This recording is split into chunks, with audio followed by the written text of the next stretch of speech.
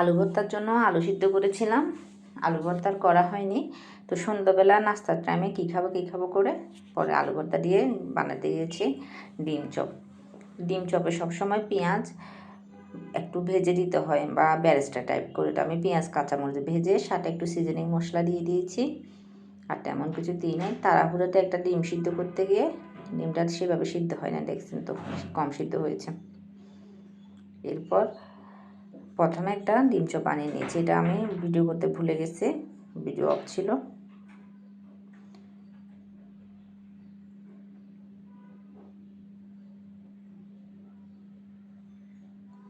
এটা প্রথমটা আমি একবার কোটিং করেছি,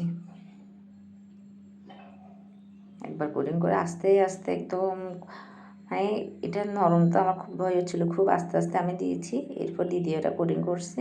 প্রথমটা একটু মোটামুটি ছোটো বা মাঝারি সাইজের হয়েছে, দ্বিতীয়টা কিন্তু বেশ বড় হয়েছিল।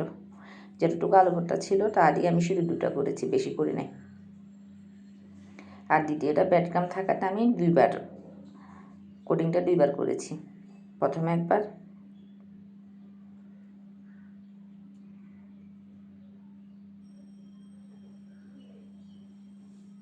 চেপে চেপে দ্বিতীয়বারও করেছি, দুইবার করেছি আমি, আর সেটা ভিডিওতে দেখাই নাই। আবারও ভিজিয়ে আবারও করেছি।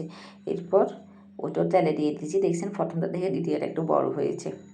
এরপর আস্তে আস্তে ভেজে লাল লাল করে তুলে নিয়েছি। কালারটা কিন্তু অনেক সুন্দর হয়েছে, খেতেও কিন্তু দারুণ হয়েছে, খেতে খারাপ লাগেনি।